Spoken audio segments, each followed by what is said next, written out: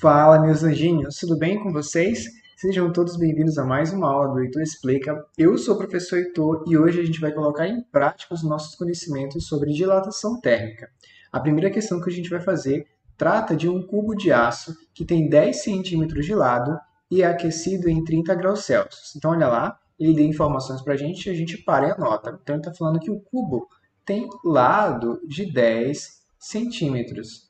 Além disso, ele é aquecido em 30 graus Celsius. Então, ele está falando para a gente que a variação de temperatura que esse cubo vai sofrer é de 30 graus Celsius.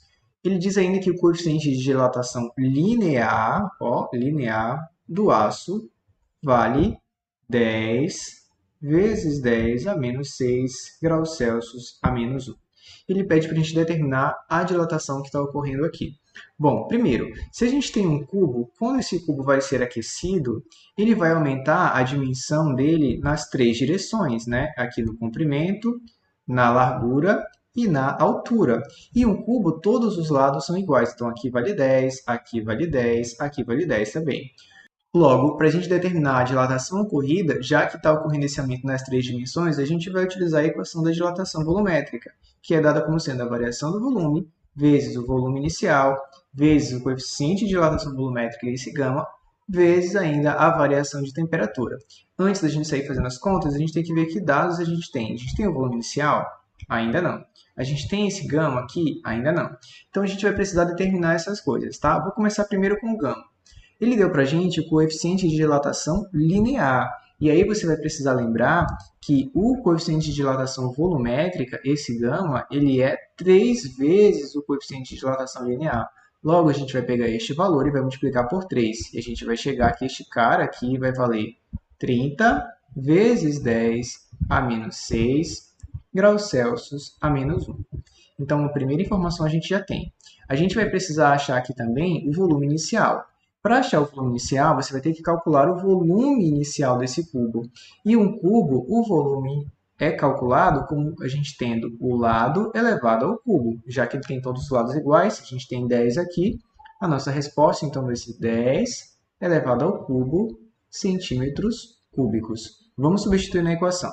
E aí, a gente só vai fazer essa multiplicação. E quando a gente multiplica aqui, 30 vezes 30, a gente vai ter 900 vezes, bom, eu tenho duas bases aqui, então conservo a base, multiplicação de mesma base, conservo a base, soma e subtrai os expoentes. 3 menos 6, menos 3. E aí, quando a gente faz esse cálculozinho aqui, que na verdade é a gente andar com a vírgula, né? Então eu tenho aqui, vou andar com a vírgula 3 vezes, já que a gente tem aqui o expoente elevado a 3. A vírgula não está aparecendo, então ela está aqui no final, então eu vou andar 1, 2, 3. E aí eu sumo com essa base 10 aqui. Isso quer dizer o seguinte, que quando a gente for reescrever, esse nosso resultado vai ser 0, porque a vírgula está antes do 9. 0,9 centímetros cúbicos. Logo, a gente vai chegar à conclusão que a dilatação desse cubo vai ser de aproximadamente 1 centímetro cúbico. E aí, isso chama atenção para a gente que quando a gente esquenta o material, ele vai aumentar de tamanho, vai. Porém, essa dilatação dele não é enorme, de 10 metros, 20 metros, como algumas pessoas podem imaginar. É uma variação pequena, tá bom? Vamos para o próximo exercício. No nosso próximo exemplo, a gente vai tratar de uma moeda que é fabricada em níquel puro e ela está a uma temperatura ambiente de 20 graus Celsius. Então, ele está dando uma informação para a gente vai anotar. Então, a temperatura inicial dessa moeda, essa temperatura inicial, vale 20 graus Celsius. Ao ser levada ao forno, ela sofre um acréscimo de 1%. Ora, se ela tinha uma área inicial, e por que você está falando de área, professor? Porque, olha, se a gente olhar para uma moeda, digamos que essa aqui seja a moeda no início, e depois que eu esquento, esse vai ser o novo tamanho dela. Então, você vai perceber que ela vai estar aumentando aqui um pouquinho no comprimento, e ela vai estar aumentando um pouquinho aqui também na altura. Logo, a maioria da dilatação vai ocorrer em duas direções. Se ocorre em duas direções, a gente vai ter o que a gente chama de dilatação superficial. Para a gente calcular esse aumento, essa dilatação, a dilatação vai ser a variação da área, que vai depender da área inicial, né, do coeficiente de dilatação superficial, que vai ser 1 beta, e ainda da variação de temperatura.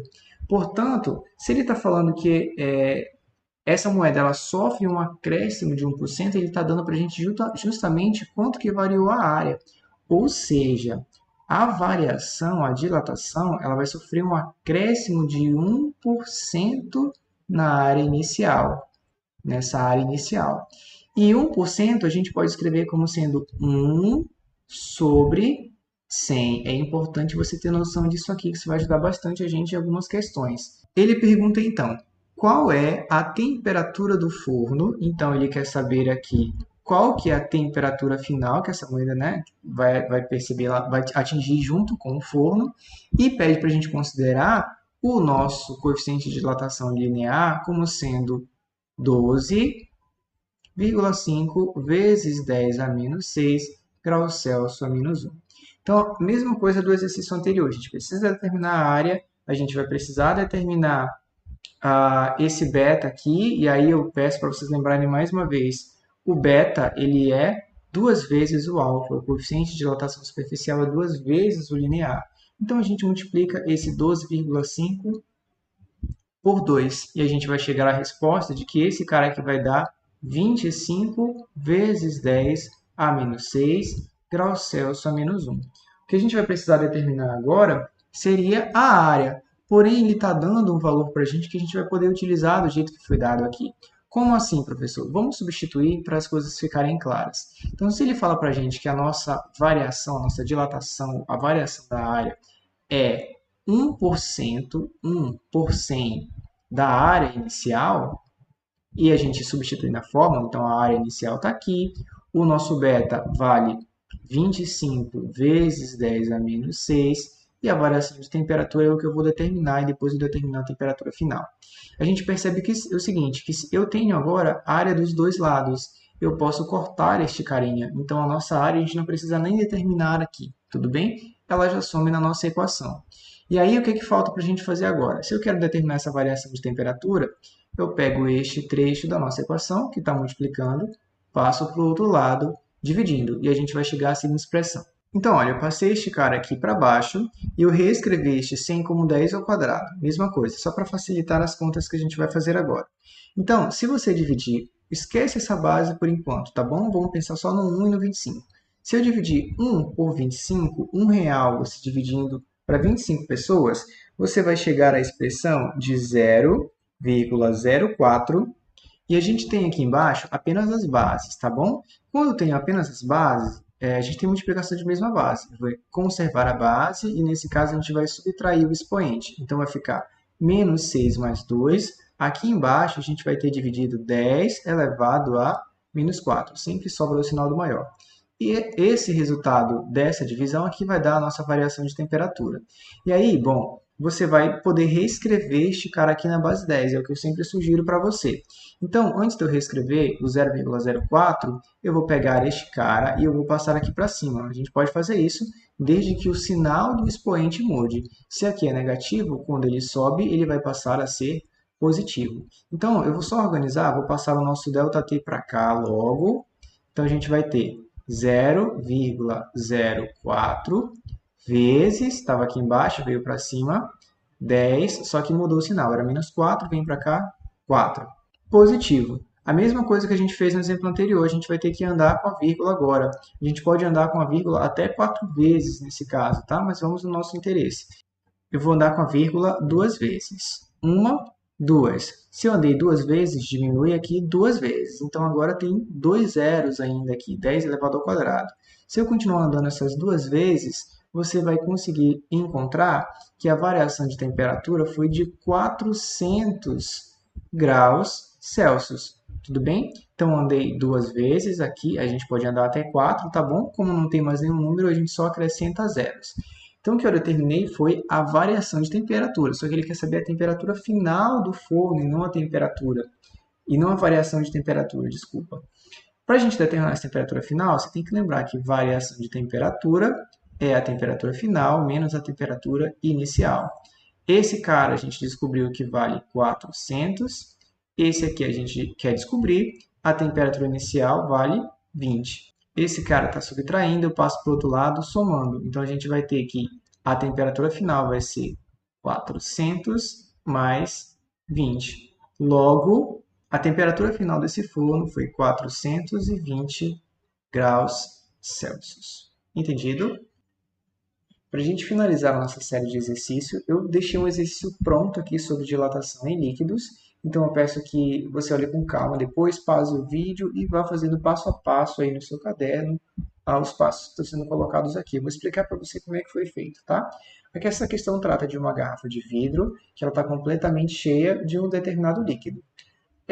A garrafa mais o líquido juntos, elas possuem um volume de 200 centímetros cúbicos quando elas estão a uma temperatura inicial de 10 graus Celsius. Então, anotei aqui, ó, o volume inicial do líquido e da garrafa também é 200 centímetros cúbicos. Elas estão, os dois, a uma temperatura inicial de 10 graus Celsius. Esse conjunto, garrafa mais líquido, é aquecido até 210 graus Celsius, ou seja, esse aqui vai ser a nossa temperatura final para os dois, e observa-se que 1 centímetro cúbico transborda, né? Então, a gente já viu também que esse tanto que transborda é o que a gente considera como sendo o volume aparente, aquilo que a gente acha que realmente aumentou, mas que a gente sabe que não é. Então, eu anotei aqui, ó, como nossa variação de volume aparente, 1 centímetro cúbico. Ele pede para a gente considerar o coeficiente de dilatação volumétrica como sendo este valor, eu já anotei aqui, eu acabei esquecendo de colocar aqui, mas ele quer que a gente determine o coeficiente de dilatação volumétrica aparente do líquido e o real do líquido. Como que eu faço isso, professor? Se a gente quer determinar o coeficiente de dilatação volumétrica, a gente precisa analisar, né, a nossa fórmula de dilatação volumétrica, que depende do volume inicial, desse coeficiente e da variação de temperatura. Para o coeficiente aparente, a gente vai utilizar a variação do volume aparente, o volume inicial, o coeficiente de dilatação volumétrica aparente e a variação de temperatura. Então, a gente já descobriu, a gente anotou que a dilatação aparente é 1 centímetro cúbico. O volume inicial, ele dá para a gente, é o volume do líquido. Lembra, a gente está calculando a aparente e a real do líquido. 200. Este cara a gente quer descobrir e a variação de temperatura é 200, porque a final é 210 e a inicial é 10. A gente faz menos outros e descobre que a variação de temperatura é 200. Multiplicando 200 vezes 200, a gente chega nessa resposta e eu só passei este cara dividindo para cá e escrevi ele na base 10. Então, tem aqui 4 e 4 zeros, né, sendo multiplicado. Eu escrevi esses 4 zeros na base 10. Então, 1 dividido para 4 vezes 10 elevado a 4. Quando eu divido 1 para 4, dá 0,25. Eu passei este cara aqui para cima, tá? Ó, passei este cara aqui para cima. Ele pode subir? Pode, mas o sinal do expoente tem que mudar. É positivo, vem para cá, negativo. E aí eu só andei com a vírgula. Uma, duas, na verdade só uma vez, desculpa. Uma vez, 2,5, eu cheguei nessa expressão. Então, eu já determino bem aqui a nossa primeira resposta. Qual que é o coeficiente de dilatação volumétrica aparente? 2,5 vezes 10 a menos 5 graus Celsius a menos 1. E o real? Aí você vai ter que lembrar que a dilatação aparente o coeficiente de dilatação aparente é o coeficiente do líquido, né, o real de fato, menos o do recipiente. Como eu quero este cara aqui, ó, que vai ser o real, eu vou passar esse outro cara para o outro lado que está subtraindo, passo para o outro lado somando. E este carinha bem aqui, ele foi dado para a gente na questão. Ele vale 1,7 vezes 10 a menos 5. Quando a gente soma, a gente descobre que o coeficiente de dilatação volumétrica, nossa, até cansa de falar, vale 4,2 vezes 10 aqui. Então, só para você ter uma noção aqui de diversas maneiras de como pode cair dilatação para você nas questões. Eu espero que você tenha entendido, aproveitado um pouquinho. Se tiver dificuldade, reveja os vídeos, procure vídeos de outros colegas, mas não deixe de estudar.